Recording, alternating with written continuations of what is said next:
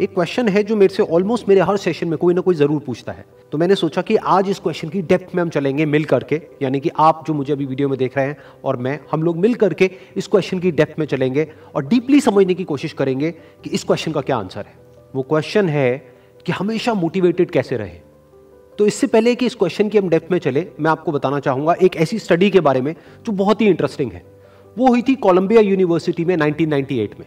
एक प्रोफेसर ने स्टडी को किया जिसमें कि बहुत सारे बच्चे थे जो कि सारे 5th स्टैंडर्ड के थे और उनको पजल्स थी बहुत तरह तरह की सॉल्व करने के लिए। उसमें से कुछ पजल्स बहुत ही मुश्किल थी, कुछ बहुत ही आसान थी। उसके बाद में जब उन बच्चों ने उन पजल्स को सॉल्व किया तो उसके बाद में सभी बच्चों को एक ही बात कही गई कि आपने बहुत अच्छा किया। बस यहां पर एक छोटा सा फर्क था। आधे बच्चों को उन्होंने कहा कि आपने इतना एक्स्ट्राऑर्डिनरी इसलिए परफॉर्म किया क्योंकि आप बहुत ही ज्यादा इंटेलिजेंट हो, और बाकी के जो आधे बच्चे थे उनको कहा गया कि आपने जो इतना एक्स्ट्राऑर्डिनरी परफॉर्म किया उसकी वजह थी आपका हार्ड वर्क। फिर उसके बाद में दोबारा से इन सब बच्चों को कुछ पजल्स दी गई सॉल्व करने के लिए, जिसमें से कुछ बहुत ही आसान थी और कुछ बहुत ही मुश्किल थी। अब यहां पर कुछ बहुत इंटरेस्टिंग निकल करके आया जो किसी ने एक्सपेक्ट भी नहीं किया था। वो बच्चे जिनको कहा गया था कि आप बहुत इंटेलिजेंट हो, बहुत स्मार्ट हो, उनको जब वो पजल्स मिली तो उन्होंने क्या किया, जो मुश्किल पजल्स थी उसको छोड़ दिया, आसान पजल्स के ऊपर काम करना शुरू किया, और उसमें भी कुछ देर बाद ही वो बच्चे बोर हो गए।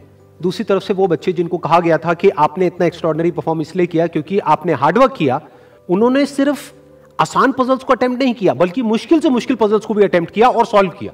फिर उसके बाद में जब ये पूरी स्टडी कंप्लीट हुई तो उन बच्चों से पूछा गया कि किसको ज्यादा मजा आया इसको करने में। तो वो बच्चे जिनको कहा गया था कि आप बहुत इंटेलिजेंट हो, उनको मजा नहीं आया, यानी कि वो मोटिवेटेड नहीं थे।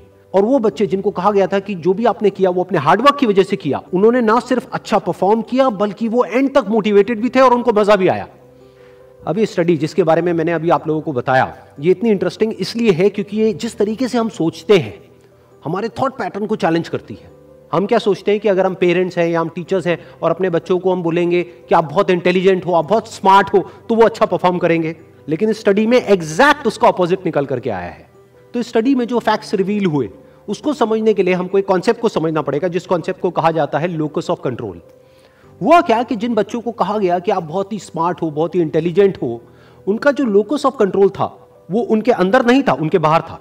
लोकस का मतलब है सेंटर ऑफ कंट्रोल, मतलब कि अगर वो स्मार्ट है, अगर वो इंटेलिजेंट है, तो इसमें उनका खुद का कोई रोल नहीं है, वो उनके कंट्रोल से बाहर है। दूसरी तरफ से जिन बच्चों को कहा गया कि जो भी आपने अचीव किया वो अपने हार्डवर्क की वजह से अचीव किया, उनका जो लोकस ऑफ कंट्रोल था वो उनके अंदर था, यानी कि हार्डवर्क पूरी तरह से उनके खुद के हाथ में था कि अब उनके ऊपर है कि वो कितना हार्डवर्क करते हैं।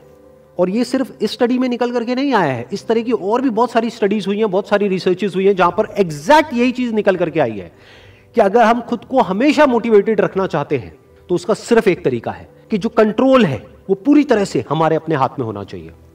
तो अब समझने की कोशिश करते हैं कि ऐसा क्या होता है कि जो कंट्रोल है वो हमारे हाथ से चला जाता है, और ऐसा क्या होता है जब कंट्रोल हमारे हाथ में आ जाता है। जब भी हम एक्सटर्नल फैक्टर्स की बात करते हैं कि मैं ये नहीं कर पा रहा इस वजह से, उस वजह से, उस वजह से, जो कि मेरे कंट्रोल से बाहर है, तो हमारे हाथ से कंट्रोल चला जाता है। लेकिन जब हम बात करते हैं कि हम एग्जैक्टली क्या कर सकते हैं, जब हम अपनी कैपेबिलिटीज के बारे में बात करते हैं, तब कंट्रोल पूरी तरह से हमारे हाथ में आ जाता है। जब हमारा फोकस उन रीजंस पे नहीं होता है जिनकी वजह से हम वो नहीं कर सकते जो हम करना चाहते हैं, बल्कि उस जगह पर होता है कि जिस वजह से हम वो कर सकते हैं जो हम करना चाहते हैं, तब हम अंदर से मोटिवेटेड होते हैं। फॉर एग्जाम्पल, आप जिस भी फील्ड में हो, उस फील्ड में कुछ लोग हैं जो टॉप पे बैठे हैं। आपके पास में दो ऑप्शंस है। एक, आप बोल सकते हो कि वो लोग, उनके अंदर कुछ स्पेशल है, उनके अंदर कुछ एक्स्ट्राऑर्डिनरी है, उनके अंदर कोई ऐसा टैलेंट है जो आपके अंदर नहीं है, या फिर उनकी किस्मत है जिसकी वजह से वो वहां पर बैठे हैं, या फिर उनके पास में कुछ था, किसी का सपोर्ट था जिस वजह से वो वहां पर है।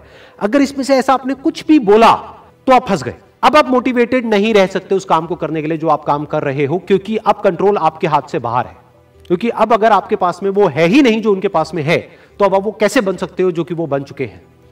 लेकिन अगर आप ये बोलते हो कि जिस भी फील्ड में आप हो, उस फील्ड में जो भी टॉप पे बैठे हैं वो वहां पर है अपने हार्डवर्क की वजह से, अपने स्मार्ट वर्क की वजह से, या जो कुछ भी उन्होंने किया, जो कुछ भी उन्होंने सीखा उसकी वजह से, तो अगर वो कर सकते हैं तो मैं भी कर सकता हूं। उन्होंने भी मेरी ही तरह एक ना एक दिन कहीं ना कहीं से शुरुआत करी थी, जहां से कि आज मैं शुरुआत कर रहा हूं। तो मुझ में और उनमें अगर कोई फर्क है तो वो सिर्फ एक है, वो है टाइम का, कि आने वाले 10 साल बाद या 20 साल बाद मैं भी उन्हीं की जगह पर हो सकता हूं या उनसे भी आगे हो सकता हूं जहां पर आज वो है। तो अब कंट्रोल पूरी तरह से आपके हाथ में है।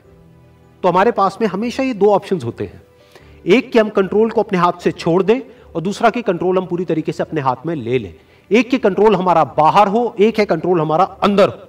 तो इस बात को हमेशा याद रखना कि आपका कंट्रोल कहीं बाहर नहीं होना चाहिए, आपके अपने ही अंदर होना चाहिए। Wish you all the very best. Thank you so much.